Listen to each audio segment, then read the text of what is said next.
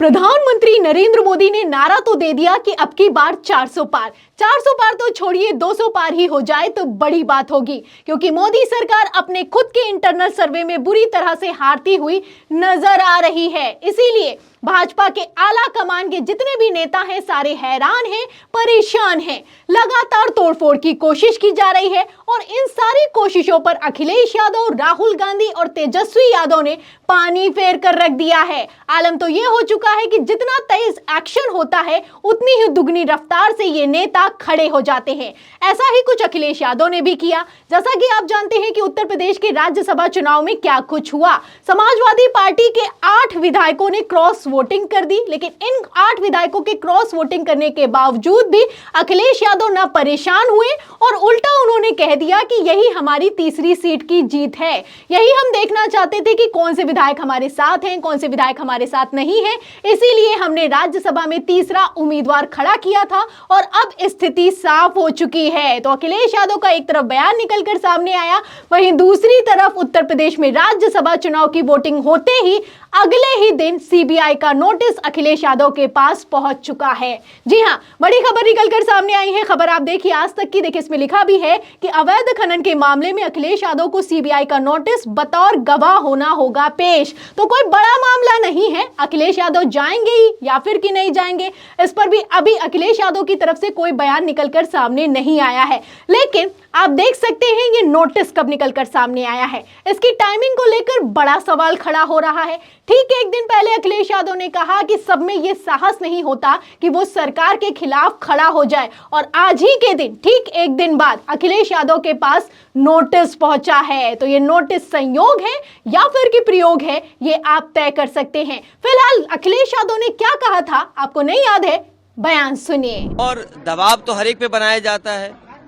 ये बात कौन नहीं जानता है कि भारतीय जनता पार्टी जीतने के लिए कोई भी हथकंडा अपनाएगी। जहां तक यूपी का सवाल है, राज्यसभा के चुनाव में भारतीय जनता पार्टी ने सब कुछ किया है वोट लेने के लिए, और जो लोग गए हैं उनमें साहस नहीं रहा होगा सरकार के खिलाफ खड़ा होने में।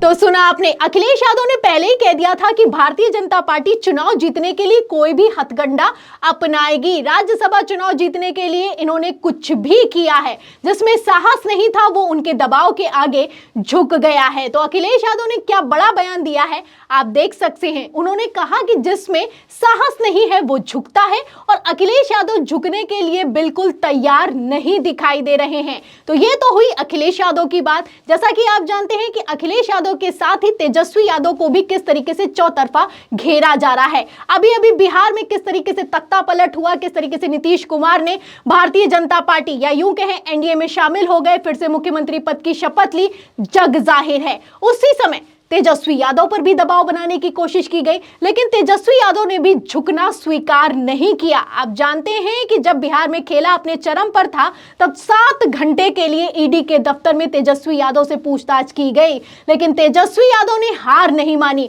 उल्टा जब ईडी के दफ्तर से बाहर निकले तो किस तरीके से विक्ट्री का सिंबल दिखाया है आप वीडियो में देख सकते हैं। तो तेजस्वी यादव भी अच्छे से समझते हैं कि डराने की कोशिश की जाएगी, धमकाने की कोशिश की जाएगी, लेकिन तेजस्वी यादव भी झुकने के लिए तैयार नहीं है। उल्टा उनका यह कहना है कि जब मोदी सरकार घबराती है तो इस तरीके के एक्शन लिए जाते हैं। क्या कहा था, बयान सुनिए। अभी ईडी सीबीआई इनकम टैक्स काम कर रही है विपक्षी नेताओं के यहाँ, तो आप समझ जाइए कि भाजपा के लोग घबराए हुए हैं और आप जो है अच्छा काम कर रहे हैं। तो सुना आपने, तेजस्वी यादव का कहना है कि क्या ही फर्क पड़ता है, ईडी सीबीआई इनकम टैक्स तब एक्शन लेते हैं जब मोदी सरकार घबराती है, भाजपा के लोग घबराते हैं। जब आप अच्छा काम करते हैं तब आप पर एक्शन होता है, और इस एक्शन से कोई फर्क नहीं पड़ता है। तो आप देख सकते हैं कि तेजस्वी यादव से लेकर अखिलेश यादव ये अच्छे से समझते हैं कि मोदी सरकार किस तरीके से घबराहट में है।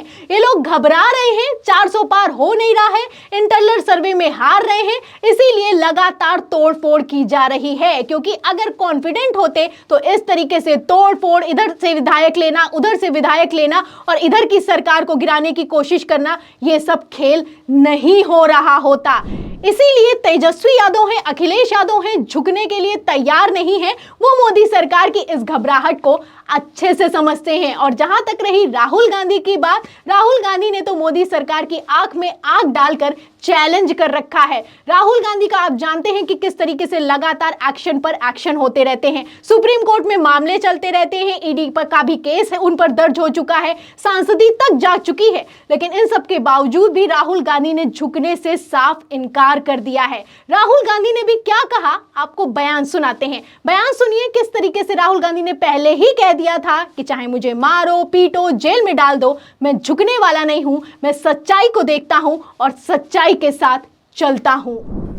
मैं सच्चाई को देखता हूं, मुझे और किसी चीज में इंटरेस्ट नहीं है, मैं सच्चाई बोलता हूं। राजनीति में यह फैशनेबल बात नहीं है, मगर यह बात मेरे खून में है, मैं और कोई रास्ता निकाल ही नहीं सकता हूं। तो मेरा काम यह है, यह मेरी तपस्या है, जीवन की तपस्या है, उसको मैं करता जाऊंगा।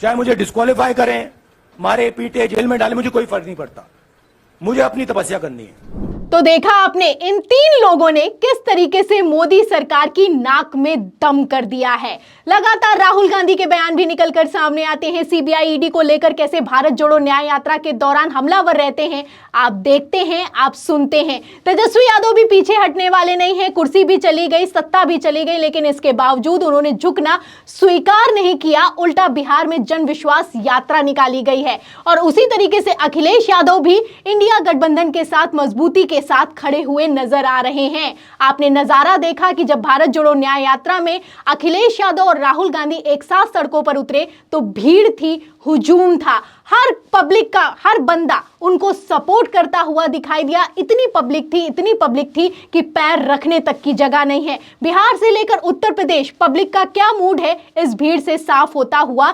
नजर आ रहा है। उल्टा मोदी सरकार को भी समझ में आ रहा है कि इंटरनल सर्वे में अगर हार रहे हैं तो लोकसभा चुनाव में क्या हाल होने वाला है। इसीलिए प्रधानमंत्री नरेंद्र मोदी अचानक दौरे कर रहे हैं, करोड़ों की सौगात दे रहे हैं, कभी काशी जा रहे हैं, कभी गुजरात जा रहे हैं, कभी तमिलनाडु जा रहे हैं, लेकिन बात बनती हुई नजर नहीं आ रही है। इसीलिए आप समझ सकते हैं कि आखिर क्यों लगातार एक्शन पर एक्शन बढ़ता जा रहा है। फिलहाल जहां एक्शन हो रहा है, वहीं दूसरी तरफ गृह मंत्री अमित शाह का एक बयान भी सोशल मीडिया पर वायरल हो रहा है। ठीक एक दिन पहले गृह मंत्री अमित शाह ने क्या कहा, सुनिएगा। उनका कहना है कि अगर किसी पर केंद्रीय एजेंसी की जांच चल रही है और उसने बीजेपी ज्वाइन की तो किसी भी सूरत में उनके केस वापस नहीं लिए जाएंगे। तो केस वापस भले ही ना लिए जाएं, लेकिन केसों को कैसे दबा दिया जाता है आप जानते हैं। अजीत पवार से लेकर हेमंत बिस्वा शर्मा जैसे नेता जब भारतीय जनता पार्टी में शामिल हो जाते हैं तो वॉशिंग मशीन से साफ होकर निकलते हैं। पहले तो जेल जाने का डर सता रहा होता है, बाद में कुर्सी मिल जाती है। तो खेला तो कर रही है भारतीय जनता पार्टी, और कितना तगड़ा कर रही है आप समझते हैं, आप खबरों से अंदाजा लगा सकते हैं। फिलहाल राहुल गांधी, तेजस्वी यादव और उसी के साथ अखिलेश यादव को झुका पाना बीजेपी के बस की बात नहीं दिखाई दे रही है। तो ऐसे में एक्शन हो रहा है। तो इन एक्शंस पर जिस तरीके से CBI ED full active form में है, उस पर आप क्या सोचते हैं, आपकी क्या राय है, हमें कमेंट बॉक्स में जरूर लिखें। वीडियो को ज्यादा से ज्यादा शेयर करें, सब्सक्राइबर बटन दबाएं, हमारे चैनल को लाइक करें, ज्वाइन करें। फिर मिलती हूँ अगली खबर के साथ, तब तक के लिए धन्यवाद।